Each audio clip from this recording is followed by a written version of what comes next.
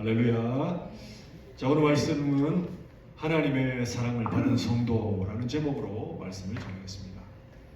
성경 66권 가운데에서 사랑을 가장 많이 말씀하신 성경책은 어디일까요? 66권 중에서 네? 고린도 사랑이라는 단어를 가장 많이 사용한 책은 총 46번이 등장하는 요한 1서입니다. 요한 1서가 모든 성경 가운데 가장 사랑을 많이 표현합니다. 그래서 우리가 요한 1서를 통해서 계속 설교를 들으실 때에 사랑하라는 단어를, 사랑해야 된다는 말씀을 많이 듣게 되는 거예요. 다시 말해서 하나님은 사랑이시고 또 하나님은 우리가 사랑하기를 원하시고 신앙생활의 핵심은 사랑이다라는 것을 요한 사도를 통하여서 가르쳐주고 계십니다. 오늘 말씀의 제목은 하나님의 사랑을 받은 성도인데, 여러분 사랑하는 우리 성도님들 모두가 다 하나님의 사랑을 다 받으셨다는 것을 믿으십니까? 네, 우리는 다 하나님의 사랑을 예수 그리스도 안에서 하나님의 사랑을 받은 사람입니다. 하나님의 사랑을 받으면 어떻게 될까요? 하나님의 사랑을 받으면 사람은 변화되게 되어 있다고 말씀드렸죠. 사람도 사랑을 받으면 변화됩니다. 사람도 사랑을 받으면 또 사랑하는 사람으로부터 인정하는 말을 들으면 마음에서 용기도 생기고 힘도 생기고, 그리고 사랑하는 사람으로부터 사랑한다는 말을 들으면 세상이 달리 보일 정도로 마음이 기쁜 거예요. 그러면서 사람은 변화되는 겁니다. 하물며 우리 사랑하는 하나님께서, 전능하신 하나님이 우리를 사랑하신다고 하시니까 우리는 얼마나 변화가 되겠습니까? 우리의 마음이 변화되고 우리의 생각도 변화되고 우리의 삶도 변화되게 됩니다. 여러분, 하나님이 사랑하신다는 것을 믿고 하나님의 사랑을 받으신 다음에 여러분의 삶이 변화되고 계십니까? 네. 변화를 못 느끼시는 분도 계신 것 같은데, 네, 우리 다 변화되고 있는 거예요. 우리가 못 느낄 정도로 변화될 수도 있어요. 네. 그래서 여러분, 오늘 이 말씀에서는 우리가 하나님의 사랑을 예수님 안에서 그 크신 하나님의 사랑을 받았는데, 그러면 우리는 어떻게 변화가 되고, 그리고 우리가 어떻게 변화되기를 하나님은 원하시고, 또 세상은 우리를 어떻게 보는지 오늘 말씀을 통하여서 알려주십니다. 그래서 오늘 말씀을 통하여서 사랑받은 자의 삶은 어떻게 변화되는가 오늘 말씀을 통하여 살펴보도록 하겠습니다. 하나님의 사랑을 받은 성도는요, 첫 번째, 세상이 미워해도 이상히 여기지 말라라고 하나님께서 말씀하십니다. 자, 오늘 보면 13절에 보시면요, 형제들아 세상이 너희를 미워하여도 이상히 여기지 마라라고 말씀하시죠. 하나님의 사랑을 받았는데, 하나님의 사랑을 받아서 너무 기쁘고 감사하고 은혜가 넘치는 삶을 살고 하나님 말씀대로 살려고 하는데 세상은 나를 미워하는 거예요. 세상이 왜 나를 미워합니까? 세상은, 여기서 말씀하시는 세상은 악한 사단 마귀가 점령하고 다스리는 세상을 말하는 거예요. 그래서 악한 사단 마귀의 다스림을 당하고 사단의 종로로 타는 자들, 어둠의 매인 자들은 선하신 하나님, 빛 되신 하나님 안에 거하는 우리를 미워하고 시기하고 질투합니다. 왜 미워하고 시기하고 질투할까요? 예수님께서 또 이렇게 말씀하셨어요. 요한복음 15장 18절에서 세상이 너희를 미워하면 너희보다 먼저 나를 미워한 줄을 알라라고 말씀하시죠. 악한 세상이 우리를 미워하면, 왜 나는 잘못한 것이 없는데, 나는 하나님 말씀대로 살려고 사랑하며 겸손하게 그리고 정직하게 사람들에게 사랑을 베풀면서 살려고 하는데 왜 나를 미워하는가? 그것은 바로 예수님을 미워하기 때문에 예수님의 사람들, 예수님의 사랑받은 그리스도인들을 미워하게 되는 것입니다. 예수님을 미워하는 이유가 뭘까요? 그것은요, 사단의 매인 자들, 악한 세상의 종로로, 사단에게 종로로 타는 자들은 예수님께서 이 땅에 오셔서 그 빛 되신 예수님이 진리의 빛을 비추시니까 그들의 죄악이 드러나는 거예요.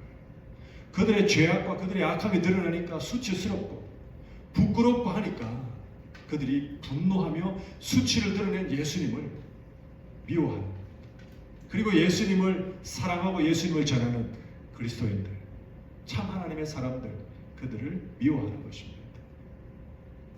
우리 사랑하는 성도님들은 이러한 경우에 내가 예수님 잘 믿다가 미움을 당해 보신 적이 있습니까? 어떤 분들은 정말 예수님 잘 믿으시는데 그런 분이 예수님 안 믿는 불신 가정에 시집을 갔다가 핍박을 당하는 경우도 있어요. 미움받는 경우도 있습니다. 또 어떤 분은 예수님을 잘 믿고 정말 세상에 나가서도 빛과 소금의 역할을 감당하려고 직장에 들어가 보니 직장 사람들이 대부분 예수님 안 믿는 사람들. 그래서 주일 성수하기도 너무 힘들 정도로 핍박하는 경우도 당할 수가 있습니다. 이 콜로라도에 가면요, 콜로라도 안에 레이크우드 있잖아요. 레이크우드에 마스터피스 케이크 샵이라는 곳이 있어요.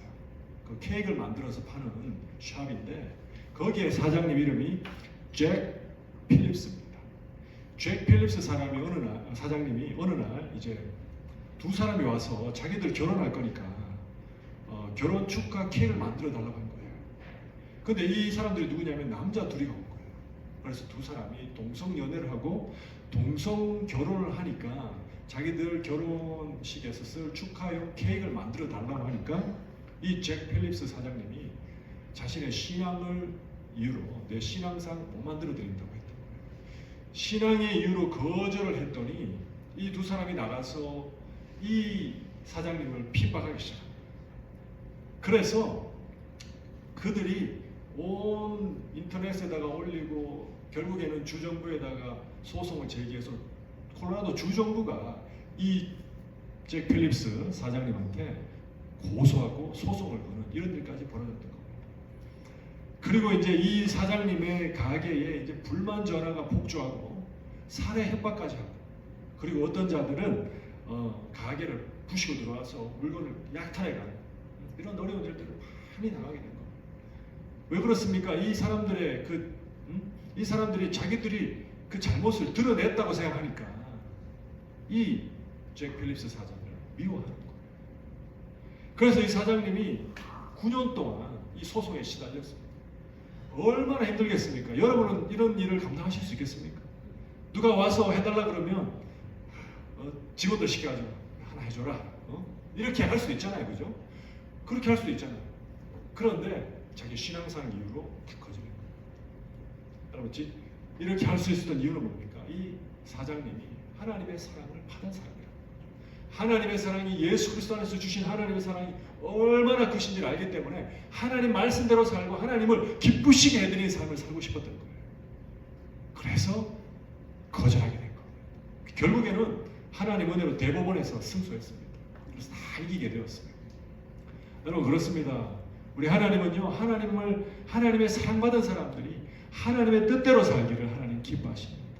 우리가 하나님의 뜻대로 살면서 세상이 핍박한다 하면은 우리는 어떻게 해야 되나? 우리는 기뻐해야 되는 것입니다.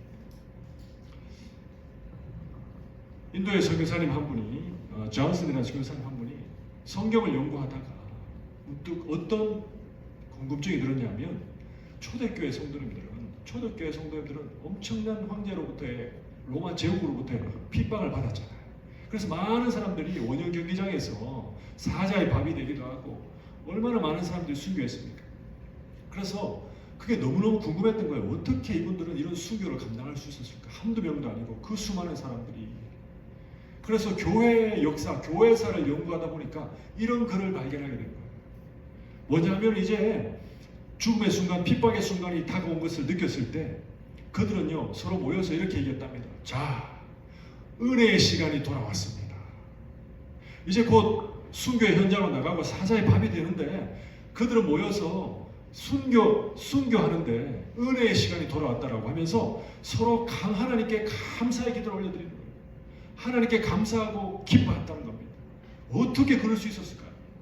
그것은요, 이분들이 순교에 직면한 그 순간에 그들은 이렇게 생각해요. 이제 우리가 예수님의 고난에 동참할 수 있다. 우리가 이제 예수님의 고난에 동참하고 예수님을 증언할 특권을 우리가 받은 사람들이다. 그러면서 하나님께 감사하고 기뻐하며 순교의 현장으로 나가는 겁니다. 이러한 모습을 보신 우리 예수님이 얼마나 기뻐하시겠습니까? 그래서 예수님 하시는 말씀, 마태복음 5장 11절, 12절 말씀 다 같이 받겠습니다. 시작. 나로 말미암아 너희를 욕하고 박해하고 거짓으로 너희를 거슬러 모든 악한 말을 할 때에는 너희에게 복이 있나니 기뻐하고 즐거워하라. 하늘에서 너희의 상이 큼이라. 아멘입니까? 우리가 하나님의 사랑을 받고 그 사랑이 너무나도 커서 너무 감사해서 이제 하나님 말씀대로 살겠노라고 결단하며 살아갈 때에 핍박이 있다면 그건 하나님께서 상을 주시겠다는 거예요. 근데 만약에 내 욕심 부리다가 내가 예수님 믿는다고 하면서 내 욕심 부리다가 내가 교만해서 내가 성질 부려서 예를 들어서 다른 사람으로부터 미움받는다. 그건 상이 없는 거예요. 이건. 그런데 주님 뜻대로 살겠노라고 결단하고 겸손하게 섬기고 사랑하고 정직하게 신앙생활을 하려고 하다가 핍박받을 때는 하늘의 상이 큰 줄로 믿으시기 바랍니다. 그래서 저와 여러분은 핍박도 미움도 세상의 두려움도 주는 그런 미움도 두려워하지 마시고 정말 하나님 말씀대로 살면서 하늘의 상도 하나님을 기쁘시게 해드리는 그러한 저와 여러분 될 수 있기를 간절히 축원합니다. 두 번째로 하나님의 사랑을 받은 우리 성도님들은 삶에 어떤 변화가 일어나야 되냐면 두 번째는 형제를 위하여 목숨을 버리는 것이 마땅하다라고 주님께서 말씀하십니다. 형제를 위하여 목숨을 버리는 것이 마땅하다. 오늘 보면 16절 다 같이 하나님 말씀 받습니다. 시작. 그가 우리를 위하여 목숨을 버리셨으니 우리가 이로써 사랑을 알고 우리도 형제들을 위하여 목숨을 버리는 것이 마땅하니라. 아멘. 하나님의 사랑을 받은 사람들은 그 사랑을 나눠줘야 된다는 것인데 우리가 어떤 사랑을 받았다는 겁니까? 그가 우리를 위하여 목숨을 버리셨다고 하셨어요. 그가 누굽니까? 예수님. 예수님이 죄인된 우리들을 위하여 목숨을 버리셨어요. 우리가 의인일 때가 아닙니다. 우리가 하나님 말씀 잘 순종할 때가 아닙니다. 우리는 연약하고 우리는 경건하지 못하고 우리가 죄인일 때 하나님 마음을 아프게 해드리는 삶을 살아갈 때에 예수님은 우리에게 주님의 생명을 주시면서까지 우리를 사랑해 주셨다는 사실을 여러분 믿으십니까? 아멘이 하나도 없으신가면 네. 그래서 우리 주님은요 그렇게 우리를 사랑하셨어요. 그래서 이로써 우리가 사랑을 안다라고 말씀하십니다. 사랑이 뭡니까? 사랑은요 사랑이란 그 노래도 있잖아요. 왠지 모른 척해도 관심 있는 게 사랑이 아니고 이게 바로 참 사랑이라는 거예요. 예수님의 사랑이 참 사랑이라는 거예요. 예수님께서 우리를 위해서 십자가에서 죽으시고 그 생명을 우리를 위해 주셨다는 이 사랑, 이 사랑을 체험한 사람만이, 이 사랑을 마음속에 깊이 경험한 사람만이 뭘 안다는 거예요? 사랑이 뭔지를 안다는 거예요. 그래서 우리가 사랑을 아는 사람이 되었습니다. 그 사랑을 알기 때문에 우리도 형제들을 위하여 목숨을 생명을 버리는 것이 마땅하니라. 하나님께서 은혜를 베풀어 주셔서 내 형제 자매를 위해서 내가 순교해야 된다라면 하는 것이 마땅하고 또한 순교의 영을 주시지 않더라도 내가 내 형제 자매를 위해서 희생적인 사랑을 하는 것이 마땅하다고 말씀하십니다. 뭘 희생해야 되는 것입니다. 우리는 뭘 희생하며 사는 것을 우리 주님이 기뻐하실까요? 오늘 보면 17절 다 같이 하나님 말씀 받습니다. 시작. 누가 이 세상의 재물을 가지고 형제의 궁핍함을 보고도 도와줄 마음을 닫으면 하나님의 사랑이 어찌 그 속에 거하겠느냐. 18절 읽겠습니다. 시작. 자녀들아 우리가 말과 혀로만 사랑하지 말고 행함과 진실함으로 하자라고 말씀하십니다. 우리 주님께서는 말씀으로도 사랑한다고 하셨지만 우리 주님은 몸소 우리에게 사랑을 베풀어 주셨잖아요. 주님의 몸을 다 주셨어요. 생명을 다 주셨습니다. 우리 주님처럼 말로도 사랑해야 되지만 우리가 행함으로 사랑하는 것이 하나님께서 완벽한 주님과 같은 사랑이라는 것이죠. 우리 교회 안에서 17절에 형제들 중에서 궁핍함을 보고도 도와줄 마음을 닫으면 무슨 뜻입니까? 우리 교회 안에 있는 형제 자매들 중에서 우리가 이 하나님의 사랑을 함께 받은 우리의 영적인 형제 자매들 중에서 누군가가 정말 살기가 너무 어렵다면 우리가 힘을 모아서 그분들을 도와줄 수 있는 것, 행하는 사람, 내 물질도 내어줄 수 있는 사람, 피 같은 돈을 내어줄 수 있는 사람, 그 사람이 바로 예수님과 같은 사랑하는 사람이라는 것이죠. 말로만 사랑하지 말고 행함으로 사랑하는 것이죠. 미국에도 컴패션이 있지만 한국에도 컴패션이라고 있어요. 한국 컴패션이 뭐냐면 전 세계에 특별히 아프리카나 이런 곳에 어려운 정말 한 끼도 제대로 먹기 힘든 아이들을 위해서 그들을 도와주는 그런 선교 단체가 있습니다.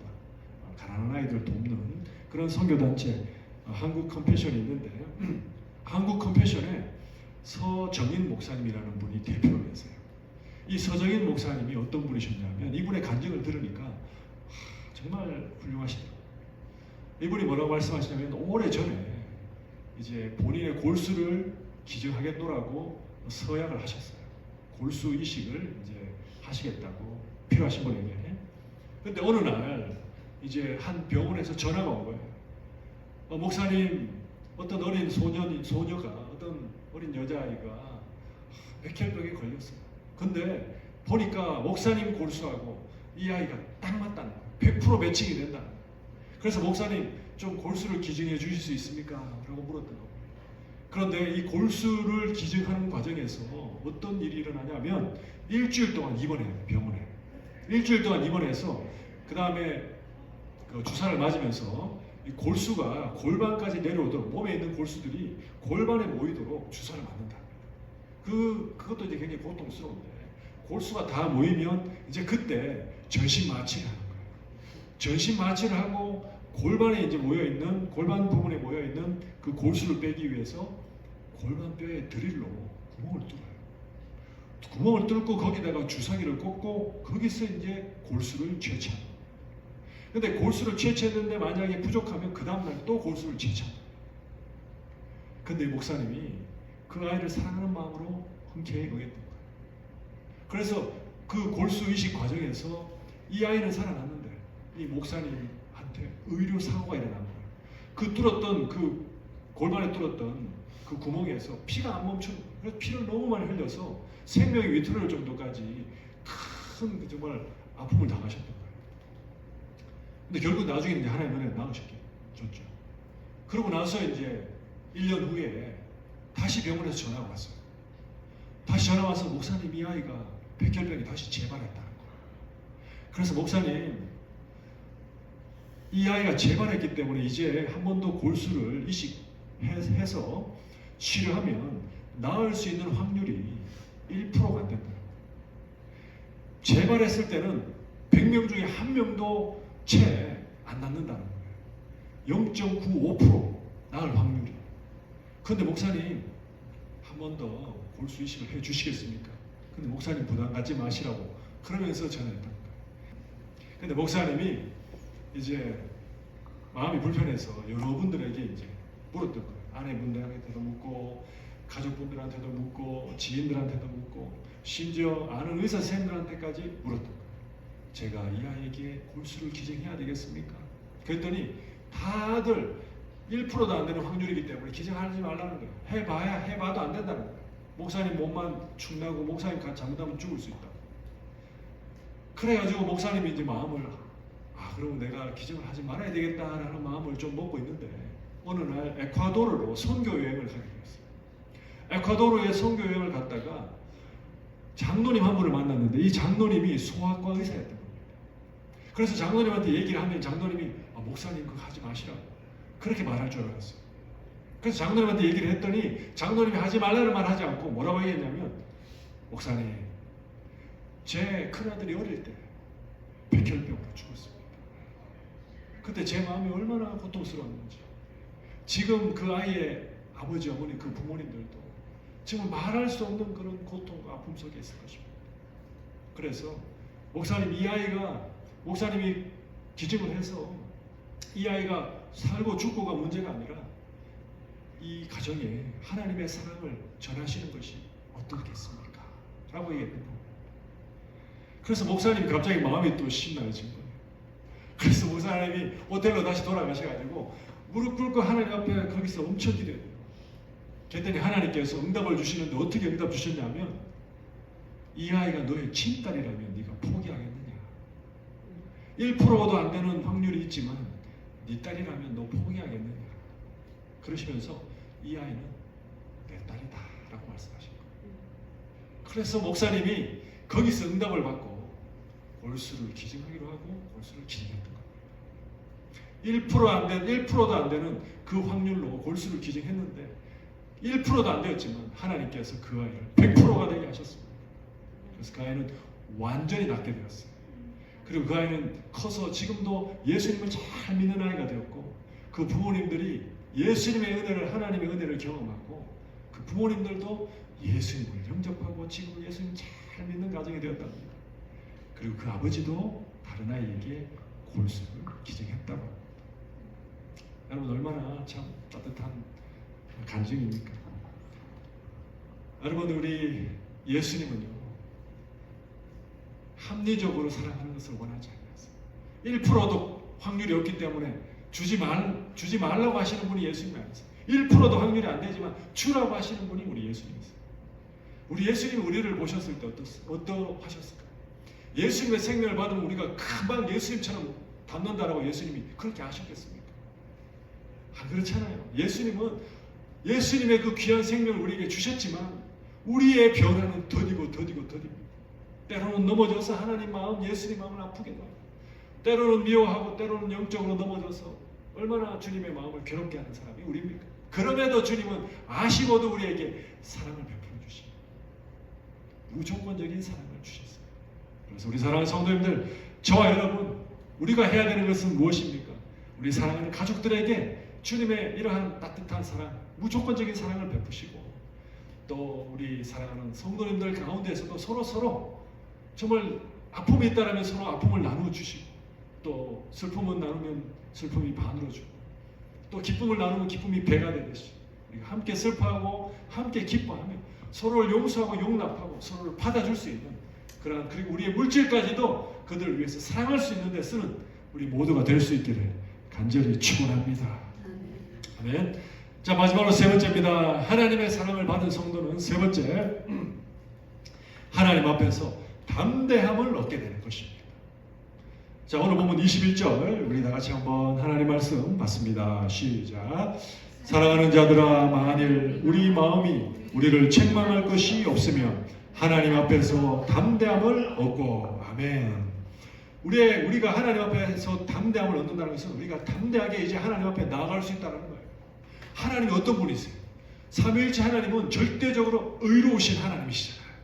절대적으로 의로우신 하나님은 흠이나 죄나 티가 조금이라도 있으면 절대로 하나님 앞에 나갈 수 없는 사람 없어요. 나가면 바로 죽습니다. 죽음입니다. 근데 우리가 어떻게 하나님 앞에 담대하게 나아갈 수 있습니까? 우리를 책망할 것이 없으면, 우리 마음에 책망할 것이 없으면 하나님 앞에 담대하게 나갑니다. 우리 마음에 책망할 것이 없게 되는 것은요, 첫째로 하나님의 사랑을 예수님 안에서 받으면 책망할 것이 없게 돼요. 왜? 예수님이 우리가 받아야 할 책망을 다 받아주시기 때문에, 다 받으셨기 때문에. 여러분 믿으십니까? 우리는 더 이상 하나님 앞에 책망을 받을 것이 없는 줄로 믿으시기 바랍니다. 그런 존재가 되었어요. 근데 우리가 살다 보면 또 책망받을 일들이 있잖아요. 그런데 하나님 앞에 담대하게 나가서 아버지 저 이런 거 필요해요 라고 말할 수 있는 담대함을 얻을 수 있는 것은 바로 우리가 하나님의 자녀이고 그리고 하나님 기뻐하시는 일을 살아간다라면 우리가 담대함을 얻게 되는 겁니다. 사랑하는 성도님들, 북한의 독재자가 누굽니까 지금? 김정은이죠. 네. 김정은을 보면 북한에 있는 모든 사람들이 다 벌벌벌 그 앞에서 떱니다. 그렇죠. 왜 그럴까요? 말하면 잘못하면 아버지 탄광을 가든가 총살 당할 수 있잖아요. 남녀노소를 막론하고 지위 고하를 막론하고 누구든지 김정은 앞에서 그 독재자 앞에서는 벌벌벌 떨어요. 그런데 딱 한 사람 안 떠는 사람이 있어요. 누굴까요? 그렇죠. 딸. 김주혜 하나만 안 뜹니다. 요즘 인터넷을 보면 김정은하고 김정은의 어깨에다가 두 손을 얹는 사람 그 딸밖에 없어요. 그리고 그 많은 사람들 앞에서도 김정은 얼굴에 뽀뽀할 수 있는 사람 뽀뽀하더라고요. 김주혜밖에 없어요. 그리고 김정은 앞에 먼저 걸어가는데 보니까 김주혜는 먼저 걸어가. 나머지는 전부 뒤에서 따라가. 아버지 앞에, 독재자 앞에 먼저 걸을 수 있는 사람은 김주혜밖에 없어요. 그 왜 가능할까요? 왜 담대하게 그렇게 할까요? 그의 딸이기 때문에. 아버지가 나를 사랑한다는 걸 알기 때문에. 그래서 사랑하는 성도님들, 저와 여러분도 하나님의 자녀이기 때문에, 하나님의 사랑을 받은 하나님의 자녀이기 때문에 하나님 앞에 담대하게 나아갈 수 있는 줄로 믿으시기 바랍니다. 그래서 우리는 담대하게 나아가면 뭘 해야 돼요? 하나님 앞에 기도할 수 있는 거예요. 그전에는 우리가 하나님 앞에 우리가 기도할 수 없어요. 제사장도 몸을 청결하게 하고 나아가야지만이 기도를 들어주실까 말까 한 거지. 그러나 이제 예수님의 보혈 안에서 우리가 하나님 자녀 되었고 이제 하나님 앞에 나아가서 담대하게 기도할 수 있게 되었습니다. 그래서 22절에 보시면 무엇이든지 구하는 바를 그에게서 받나니, 이제 하나님 앞에 나아가서 담대하게 구하고 하나님 앞에 무엇이든지 구하면 받을 수 있게 된 사람이 되었어요. 그런데 언제 응답을 받냐면 우리가 하나님 기뻐하시는 일을 행할 때. 22절에 보면 이는 우리가 그의 계명을 지키고 그 앞에서 기뻐하시는 것을 행함이라. 계명을 지키고 기뻐하시는 것을 행할 때 무엇이든지 구하면 하나님께서 주신다고 하시는 겁니다. 그럼 하나님께서 기뻐하시는 것이 무엇이고 계명을 행하는 것이 무엇입니까? 23절에 보시면 그의 계명은 이것이니 곧 그 아들 예수 그리스도의 이름을 믿고 그가 우리에게 주신 계명대로 서로 사랑할 것이니라. 예수님을 믿고 예수님을 믿는 자들끼리 서로 사랑하면, 서로 사랑하고 있으면, 서로 사랑하는 사람이 하나님께 구하면 하나님께서 기도를 들어주시겠다. 왜 하나님 제 기도만 안 들어주십니까? 너의 마음속에 미움이 있으니까, 형제를 미워하는 마음이 있으니까 내가 안 들어주는 거예요. 그러면 우리가 부모님의 입장에서 봤을 때 우리 자녀들이 서로 사랑하고 서로 형제간에 우애가 있고 서로 정말 사랑하는 모습을 너무 보면 마음이 기쁘잖아요. 그럼 그런 자녀들이 달라고 하는 거 다 주고 싶잖아요. 근데 자녀들끼리 서로 맨날 싸우고 미워하고 막 시기하고 서로 원망하고 있으면 그 자녀들이 달라는 거 해주고 싶겠습니까? 우리 하나님도 똑같은 거예요. 그래서 우리가 우리 교회 안에서 정말 하나님 안에서 예수님의 피로 말미암아 함께 형제 자매된 우리가 서로 사랑하면 우리의 기도를 하나님께서 들어주신다는 사실을 믿으시기를 간절히 축원합니다. 아멘입니까? 오늘 말씀을 정리하겠습니다. 하나님의 사랑을 받은 성도는요, 첫째, 세상이 미워해도 이상히 여기지 마시기 바랍니다. 하나님의 뜻대로 살려고 하다가 세상이 미워하고 우리를 핍박하면 기뻐하시기 바랍니다. 하늘의 상급이 큰 줄로 믿으시기 바랍니다. 두 번째로 하나님의 사랑을 받은 성도는 예수님처럼 자신을 내어주는 그런 행함이 있는 사랑을 해야 되는 거예요. 그러한 사랑을 하나님께서도 기뻐하시고 그런 사람의 기도를 하나님께서 응답하신다라는 것을 기억하시고 항상 우리 옆에 있는 형제 자매님들을 이해하시고 긍휼히 여기시고 용납하시고 용서하시고 사랑을 베푸시는 우리 모든 성도님들 될 수 있기를 간절히 축원합니다.